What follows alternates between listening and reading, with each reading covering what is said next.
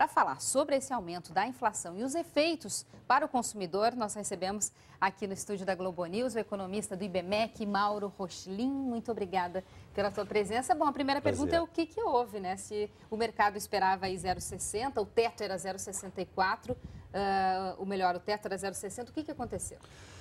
Bom, de fato, como você já antecipou anteriormente, o que a gente verificou é que preços administrados, preços onde o governo tem influência na sua marcação, tiveram peso decisivo. Cigarros, no caso, tiveram um peso de quase 1/5 de toda a inflação. Isso, em parte, explica esse, vamos dizer assim, ponto fora da curva desse mês. Fora isso, a gente teve aumentos expressivos no preço do vestuário, mudança de estação teve peso por conta disso, e alimentos também se comportaram tanto pior do que vinham se comportando, daí esse número mais feiozinho esse mês. Esse número, ele reflete numa equação, né, que o governo está tentando fazer para baixar os juros no Brasil, né? Quer dizer, a expectativa e a cobrança da presidente Dilma é que os bancos baixem os juros, a mudança da poupança é para que a Selic possa baixar, enfim, para que as pessoas também possam consumir mais. Mas aquecimento de consumo gera mais inflação, como é que fica essa relação?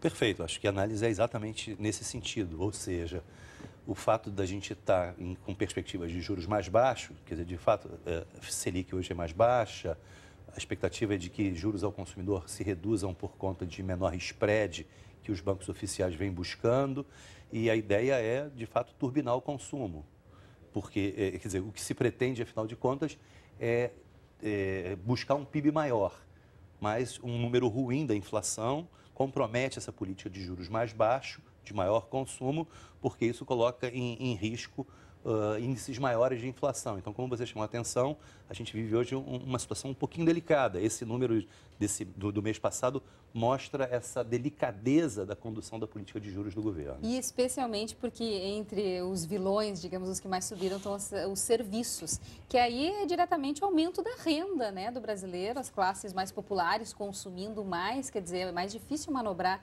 nesse número, né? É verdade, a gente tem a inflação dos serviços anda um tanto mais prejudicada, a gente vê que serviços, de fato, puxam para cima o índice de inflação. Tivemos aumento do salário mínimo no início do ano de 14%, em termos de 14%. Alguns críticos chamavam a atenção para o impacto que isso poderia ter em termos de demanda, em termos de consumo. O número de hoje é um número que, de uma certa maneira, corrobora essa ideia. Agora, professor, é claro que o Brasil não está isolado, o que acontece no mundo tem reflexo direto. Existe essa perspectiva, digamos, que com a crise internacional a demanda externa seja menor e com isso os juros possam cair aqui dentro. Mas a gente tem uma demanda interna aquecida, né? Quer dizer, é correta essa percepção do Banco Central de que com a crise na Europa, enfim, nos países europeus, o juro vai cair aqui? Sim, quer dizer, a expectativa é de que você, diante de uma demanda menor, uma demanda internacional menor, você tenha uma pressão menor sobre os preços de maneira geral. Por exemplo, commodities estariam menos pressionadas por conta de uma demanda internacional menor e isso favoreceria os preços internos. Agora, por outro lado, o que a gente está verificando é que o setor de serviços, que não tem nada a ver com commodities, não sofre a menor influência do preço dos produtos, estão sendo pressionados e, por conta disso, a inflação pode se comportar de uma maneira pior do que o esperado. Isso pode ser uma tendência para o mês que vem ou qual é a expectativa para a inflação de maio? Maria Paula, na verdade, não. Na verdade, a expectativa é de que isso não seja, de fato, uma tendência. Por quê?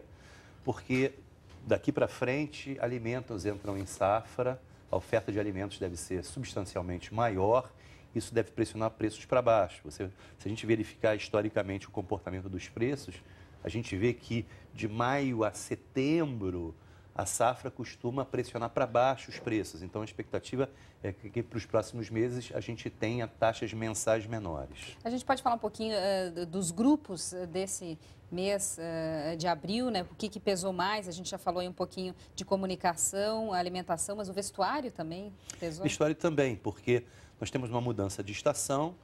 Abril, em algumas regiões, representa uma mudança de coleção, né? Entra a coleção de inverno, saia de verão, deixam de ser praticados preços promocionais, liquidações, que acontecem tradicionalmente ao final de uma estação se encerraram, novos preços de coleção de inverno passam a pressionar os preços para cima, daí a gente entender um pouco melhor esse comportamento do preço do vestuário. Bom, já estamos daí com as roupas de inverno no armário, agora a alimentação preocupa, né? Por exemplo, teve uma alta do feijão, do preço do feijão subiu muito. É verdade. Por que nesse caso e a expectativa?